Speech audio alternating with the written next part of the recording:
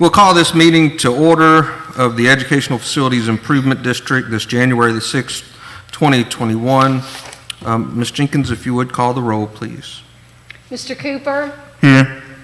Mr. Daniels? Here. Mr. Duncan? Here. Mr. Ferrera? Here. Mr. Miller? Here. Mr. Verbois? Ms. Damiano? Here. I'll let the record reflect that Mr. Verbois is present via Zoom. And I think we got him off mute now. All right. Yes, I'm present. All right, if you would please rise for the Pledge of Allegiance.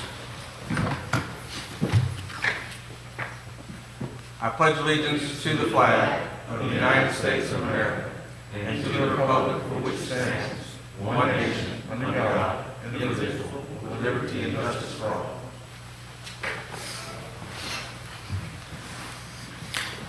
All right, members should have received a copy of our minutes from the December 7th, 2020 meeting. If there's no corrections to be made, I'll receive a motion at this time to approve the minutes. I make a motion. Motion is made by Mr. Cooper. Is there a second? Second. Second by Mr. Miller. Any discussion? There's no public input. Is there any objection to the motion? Hearing no objection, the motion is agreed to. Our next item on the agenda is to discuss or to receive a presentation related to some polling that was done on our behalf by JMC Analytics. Each of the members should have received a 13-page report related to that poll. I don't know, is anyone from the administration that wanted to present or discuss those, or were you expecting me to do that? I was expecting you to do that. Okay. Just to give you kind of a wide overview of the polling, this was a firm that had done some polling for the board the last time that the board was considering a tax proposal. So we wanted to engage him to kind of do an update on just the general public attitude related to taxes and various other issues. But the main overview is that there is support for a sales tax, and you can look at the numbers. There's less support for a property tax, and of the two options as far as the types of specific things that the public would support, it appears that there's more support for a salary, a tax increase that would be dedicated to salary increases, slightly more support than there would be for a tax increase that would be dedicated to facility needs. But I guess I will just open the floor to any sort of comments or questions rather than me trying to read you a 13-page report. Was there any, has anyone had a chance to read through this ahead of time? Do you have any questions or concerns about it? No concern. I just have a question, Mr. President. Mm-hmm. When you asked the question on the poll for a half-cent sales tax, what was the premise behind that instead of like a full? Yeah, I think you mean what were the results, or why? Results, like, yeah, why'd you choose a half instead of? Like, Well, I think we asked both. Yeah, we asked both. Again, yeah, attempting to gauge whether there would be a shift in overall support depending on whether we went for a half a penny versus a full penny, or a half penny that was dedicated to this or that, and then of course also wanting to gauge support for you know, property taxes as well. But let me see, make sure I'm reading. Jonathan, I can make a few comments that I highlighted. Yeah, go ahead. In the summary section of the report, the analyst had said voters are least likely, the voters are at least willing to consider a tax proposal on the ballot, although sales tax. You on page 2 about, which paragraph are you at? So, First paragraph. First paragraph. First paragraph. Okay, I'm sorry, guys. That's okay. Although sales tax, not property tax, have more support, And then when asked in the abstract about voting for or against taxes to the school system, 38% of the respondents said they always vote yes, 10% always vote no. And last night at the board, the analyst said that the last time that was passed was significantly higher in 2017 than it is today. The support was higher? The number of people who always vote no was higher. Oh, okay, all right, well, that's a So good right one. now So it's moving the right way. Wait, no, the number of people who said they would always vote no, I thought was decreased. It has decreased. It was higher last time. It was higher last time. Okay, yeah, I thought that's what Moving in the I, right direction. right. Yeah, so the half penny was on number 3 Oh, I see it, I'm sorry. there, and then the full penny, I think, was on, Number 5. number 5. Yep, I see it. Mr. Duncan, Go ahead, Mr. Verbois. is it possible to send out, do we still have a copy of the previous poll results? Is that possible, something you could send to the committee?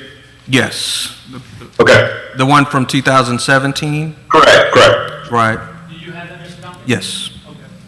I'll make a note to send that, or Mark, if you would send me if I don't send it to you Sure. tomorrow, send me a reminder, and I'll be sure to get that out. Thank you. All right. Any other questions or comments or thoughts that any members wanted to? I did, I know that the big question, to me, there's two big questions, how much, and then is it property or sales? And I know that the summary says that sales tax seems to be, but how, more supportive of sales tax, how much more supportive? So the half penny that was dedicated to salaries had 51% more likely to support. The full penny that would be dedicated to salaries and repairing or replacing outdated schools had 56% more likely to support versus 29% less likely to support.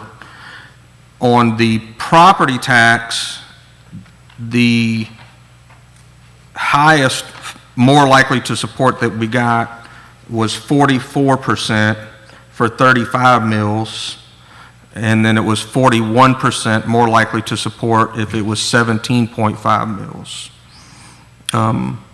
Which some of the interesting things on these reports to me was that it actually, the questions that had a higher levy seemed to have a higher degree of support than the questions that were lower but dedicated just to salaries. I will tell you, and this is actually on the next agenda item, which is to let you guys know that last night the school board essentially closed the door to doing any sort of property tax. They've ceased. We had a vote which was unanimous by the school board to cease any efforts to pursue a property tax on the April 24th ballot. So if there's going to be any sort of revenue measure related to the school system on the April 24th ballot, it's going to have to come from this board, and it would have to be a sales tax. What other questions or comments as far as the poll was concerned? Mr. Duncan, I had one more question. Do we know the timetable of when this was done in relation to the school board's passage of the $28 million facility improvement measure? Was this done before or after? Do we know? It was after, so this poll was conducted between the dates of December the 15th and December the 17th. So that was at least like a whole month after the board voted on the facilities projects. Okay. Okay. Any other questions or comments? All right. I guess a question that I would have for board members is, the decision for this board to make, it looks like, our deadline to make a decision is February the 3rd is when we'll be coming back to decide whether we want to do a half penny, a full penny, or no penny. Is there any other information that you feel like would be helpful to you in making that decision, that the administration, that we can ask the administration to put together for us as far as surveys or input that you would like for us to look at? Ms. Duncan, I'm Yes, ma'am. curious, and this may not be the appropriate time to discuss this, but I've taken the opportunity.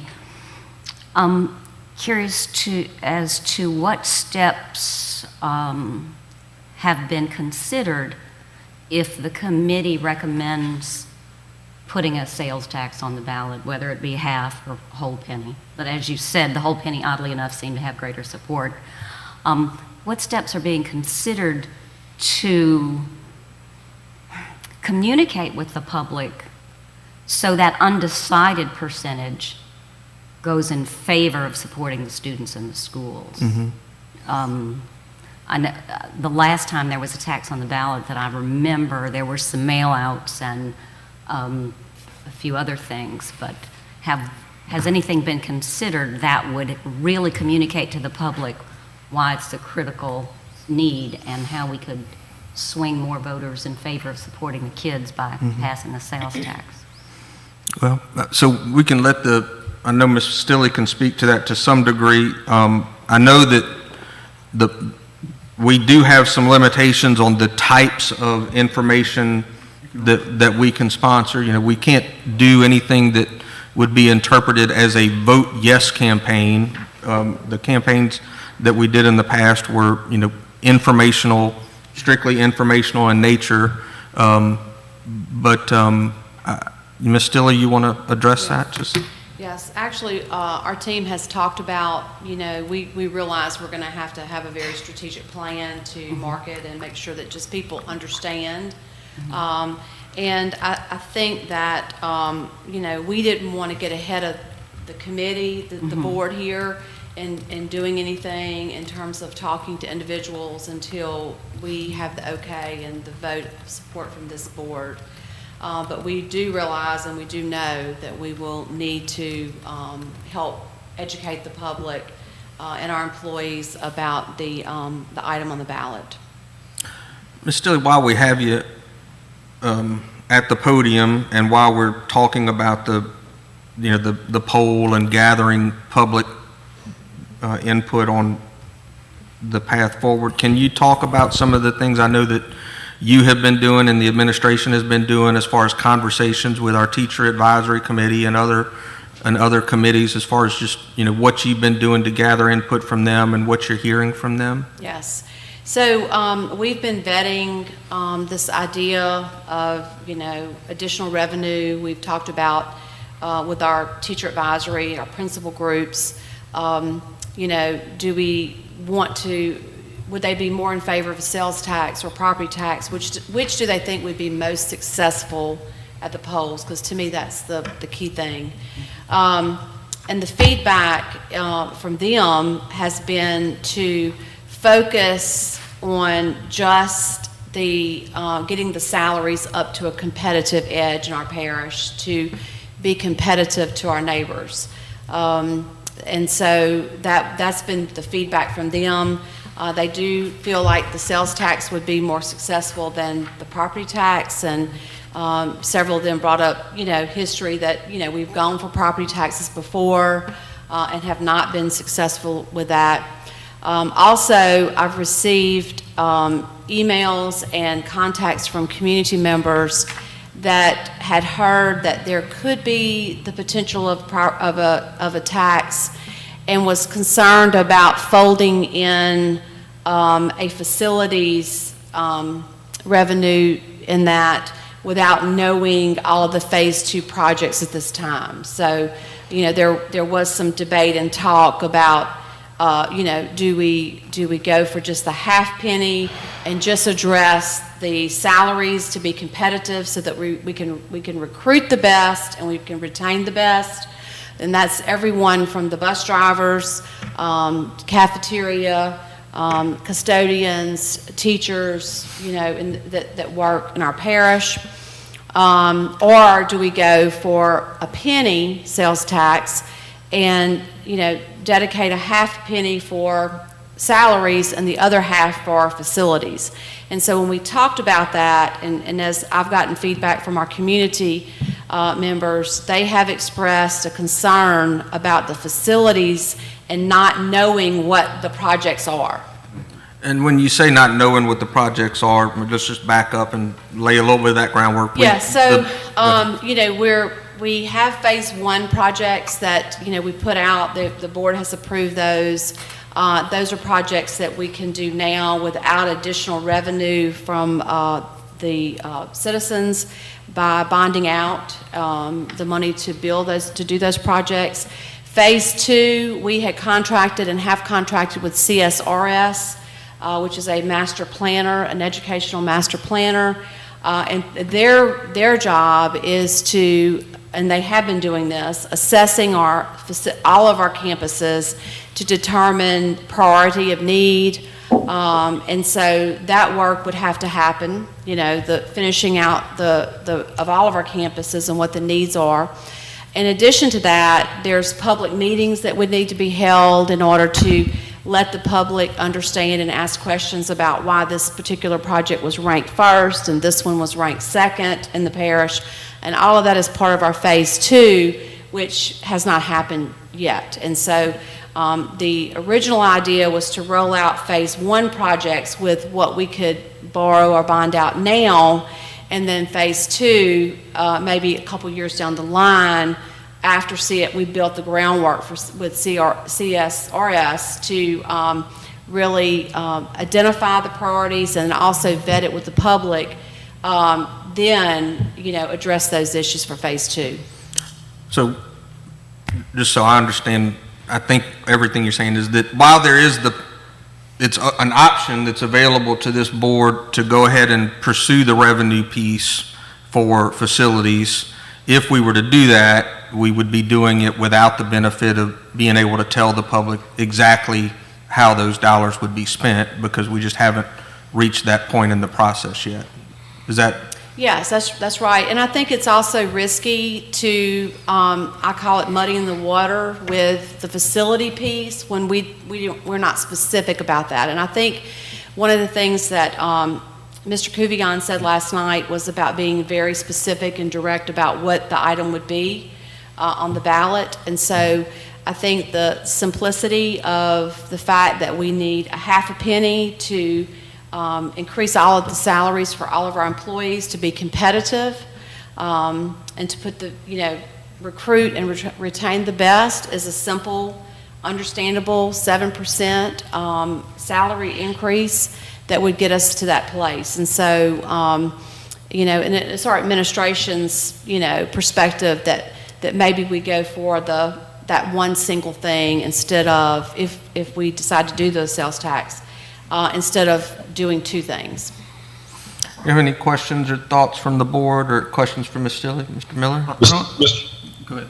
I do have a few questions. When it mentioned on these, for all school system employees, that's all employees. That includes like janitors, Yes. secretaries and such. Full-time. Okay, all full-time employees. My one question was, President Duncan, you mentioned, would there be a possibility of another poll to be done? Was that what you were saying earlier? Well, we can do, not necessarily another professional poll like this, but if, for example, if you wanted to get a school system employee survey, we've been able to roll those out and get results pretty quickly. So if you wanted us to try to do that before the February meeting, I think that could be like a Survey Monkey type thing. We've done those before. You know, something like that. It would be just out of pure curiosity, because there's a trend that I see just between these, like on question 4 and question 6, and between question 5 and question 3, the favorability seems to go up when it mentions facilities. And I was just wondering if we could do a poll that says went towards increases in the salaries for educators, just to see if that would bring the support up some, because it seems like when it mentions facilities, the person taking the poll regularly would say, okay, the facilities that they would build would directly influence the educational experience of a student. And when they see just employees, they're thinking, oh, that's just the janitor, the secretary, or something like that.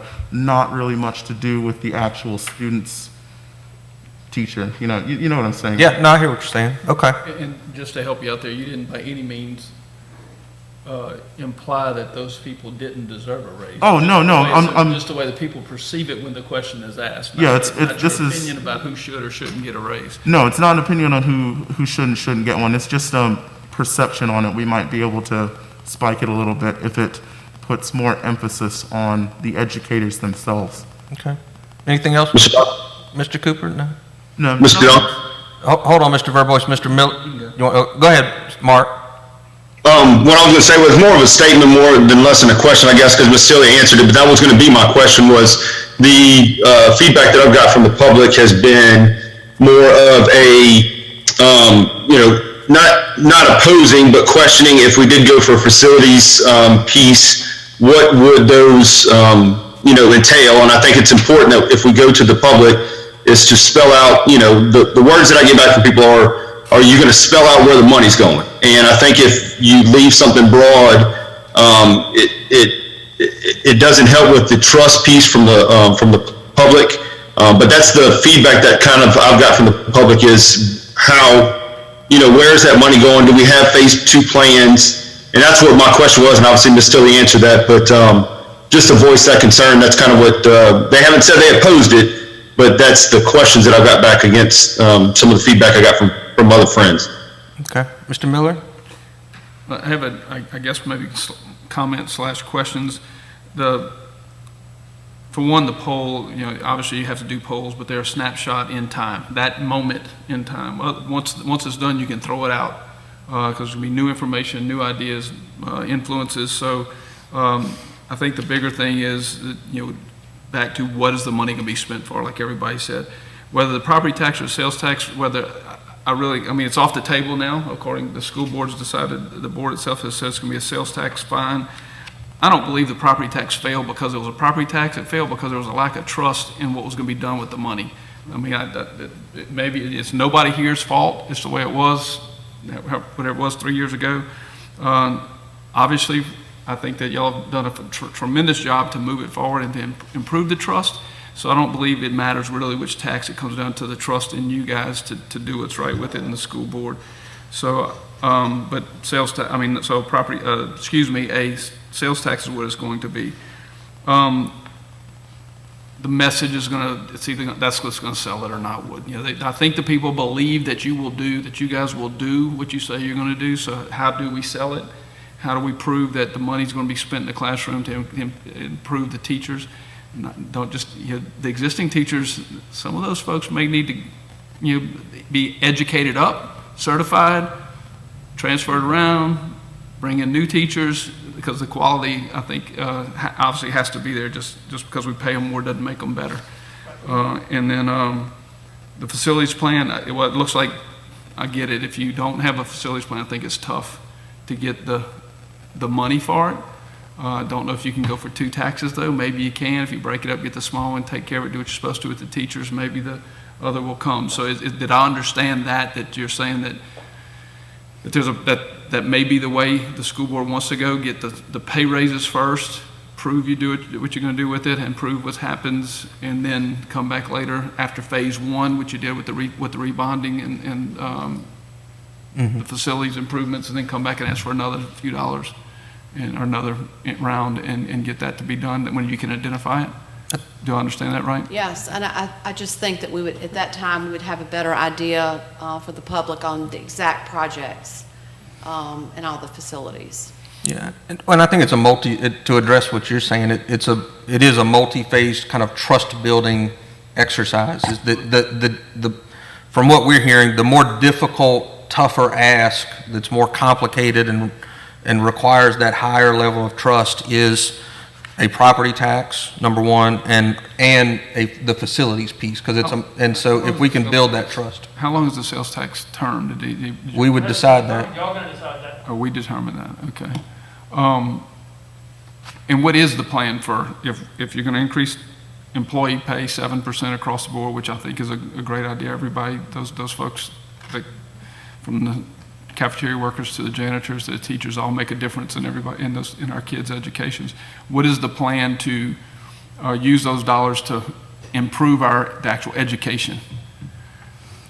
Is there a plan to work on the teachers? Non-certified teachers and how Yeah. they're only 1 year and they're not. Yeah, so if you're referring to because currently we probably have over 200 uncertified teachers in the classroom, and that's because the demand for certification and the ones that are certified are going to other parishes that pay more money. So we know that this will have a direct impact in the classroom on instruction. And Robbie, it's not just certified teachers, that we are at a competitive disadvantage to attract certified teachers. But the other thing that's happened to us, and I think is Ron here? He stepped Ron, one of the other things that has happened to us for quite a while is that even when we've been able to get the certified teachers right out of college, they'll come to us, get their first 3 years of experience with us, and then once they've done that, they get sniped or taken by our neighboring districts that pay more. So like St. Tammany that pays a lot more than us, they have the luxury of being able to say, well, no, we don't really want the brand new certified ones. We want the ones that are certified and have 3 years of experience. So they come to us and then they take it. Where does the 7% put us compared to our neighbors who are stealing this? You would have that. I don't have it with me, but I can. Roughly, roughly. Right now, we are behind, significantly behind St. Tammany at starting pay of over $2,500. The 7% would bring us a lot, narrow that gap. We're also significantly behind Livingston Parish. A 7% increase would pass at a starting teacher salary in Livingston Parish. We would be competitive with St. Tammany, and actually somewhere around step 15 years of experience, we would actually surpass St. Tammany, and then we get 20 years, they would actually pass us up. What I can do is I can have a report. So basically, over a career, we get, the 7% keeps us in a pretty even. And I thought Being Ron, our cost of living's lower and things like that. yeah, I thought Ron don't hold me to this, but I thought Ron or somebody had told me that on average, it would put us like within $200 Correct. a year of St. And I Tammany, can which have would that be, presentation for you on the 3rd. I mean, it's Okay. informative because when you step out, we know the education takes place in the classroom, but there is a team effort here. Absolutely. And, it's not just the teachers. It's the school bus drivers, it's the lunchroom workers, it's the custodians, it's everybody. Just so you understand from a school bus driver standpoint, our most senior school bus driver with 25 years of experience makes less than the starting pay of a school bus driver in St. Tammany Parish. Okay. Makes less than the starting pay, zero experience in St. Well, Tammany. I agree that the whole, across the board needs to be improved. If Right. we're behind, we need to catch up. the other part too that we could just briefly speak to is that while this tax proposition, the revenue from this tax proposition would be restricted to increasing salaries, there will also be a corresponding state revenue piece that will also come to us as a result of passing this proposition. And that additional revenue, which would be in the millions of dollars per year, it's not dollar for dollar, but it would be significant. That revenue could be used to develop a strategic plan for a wraparound or support type services to help support the educators in the classroom. And that's some discussions we've also had in the Mr. past. Duncan's referring to the MFP formula, which allows some matching of local funds that we leave about $18 million a year in matching funds on the table. And so, yeah, we're not going to get to the point where we're getting more money than we could pull. We can still pull more. Yeah. Okay. Mr. Duncan? Hold on, let me make sure Mr. Miller's finished, and then I'll come back to you, Mr. Brown. And then the 7%, to be able to get this tax, if it's passed and we get to do the raise, all of the existing budget for salary stays, right? We're not No supplanting, supplanting, no no, supplanting. sir. Okay. All right, Mr. Verbois?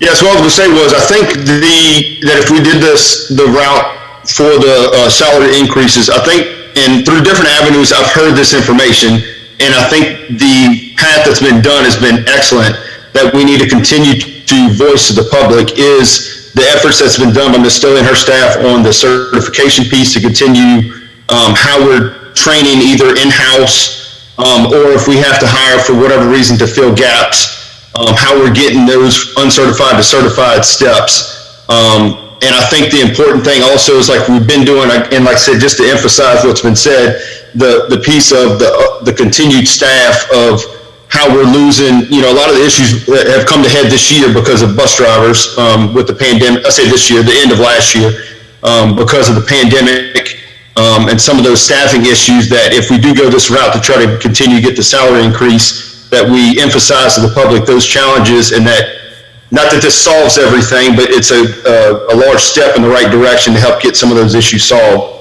That it's just a marketing piece that we continue those efforts. Like I said, I've heard these issues, but I think that we just need to make sure the public continues to hear those efforts that have been done so far, and the plans to continue to do that forward.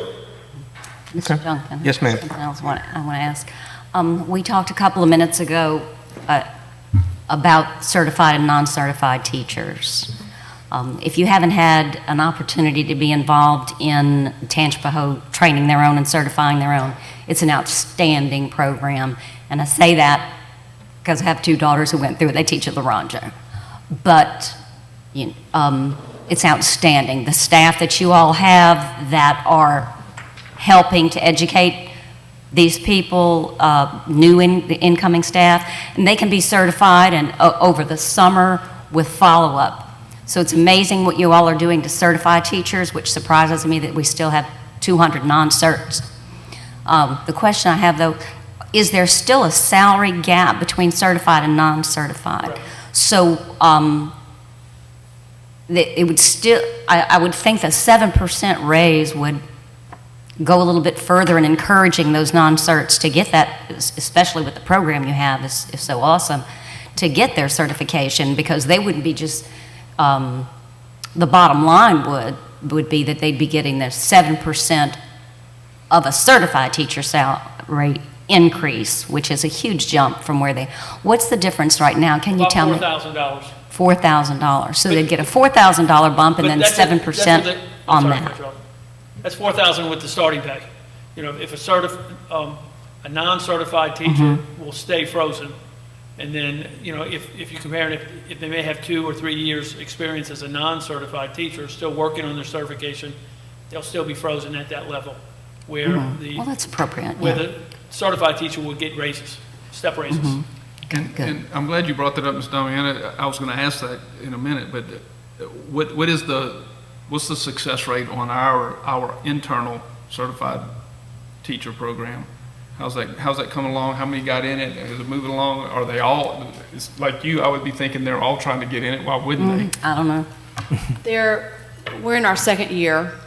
We were approved by Bessie in 2019, in April of 2019. So we're in our second cohort.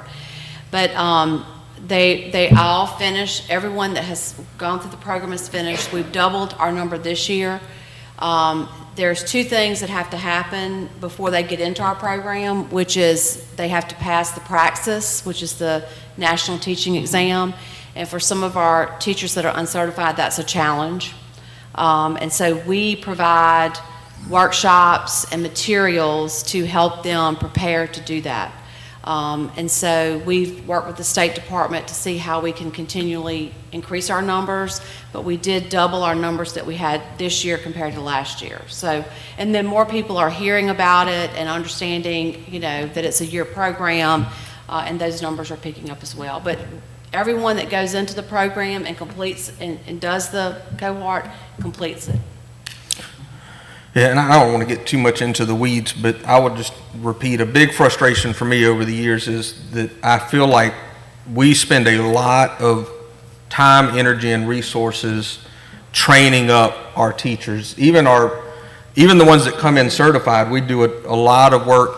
We do Montessori certification, IB certification, all sorts of work to train them up. And then the issue is that after we turn them into fantastic teachers, or even better teachers, we lose a lot of them to these neighboring districts once they become, have that level of experience, and we pay to give them all these certifications. So in addition to getting them certified, I do think a huge focus for us has to be on keeping them once we once we get them all trained up. And that's been a big issue.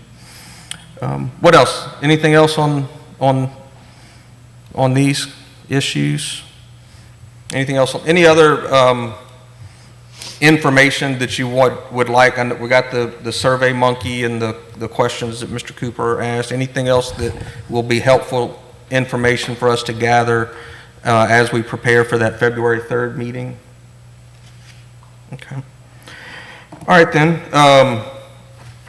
The next item, there's no action on the polling information. The next item on the agenda is receipt and discussion of the Tangipahoa Parish School Board's resolution related to property taxes. I've shared that news with you.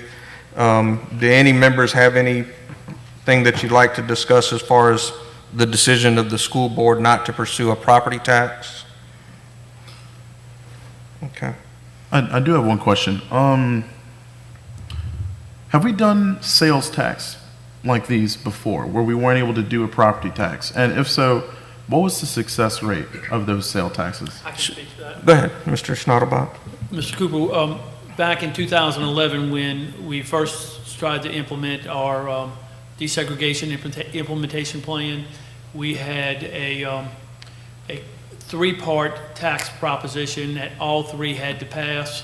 One of them was a 1 cent sales tax through the education facility district that was set. Also was a property tax included too, and it didn't pass. It had less than 15% support for all of it. Now, after that election, Mr. Cooper, there was a proposition put on the ballot where we rededicated a 1 cent sales tax that the school board already collects, which essentially freed up or undedicated that penny so that the school board had more flexibility on how to spend that penny.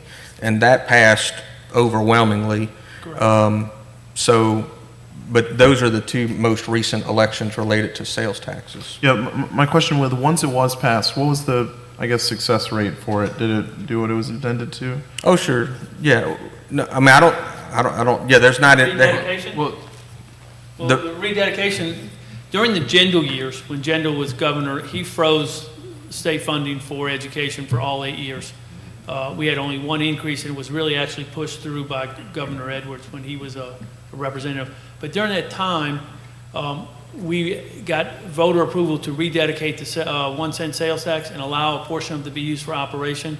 The following year, we spent about $10 million, almost half of that, supporting the general fund because of increases in retirement and health care costs. And in general, and Brett, you can confirm this for me, because the sales tax, the parish has a 1 cent sales tax, the school system has a 2 cent sales tax.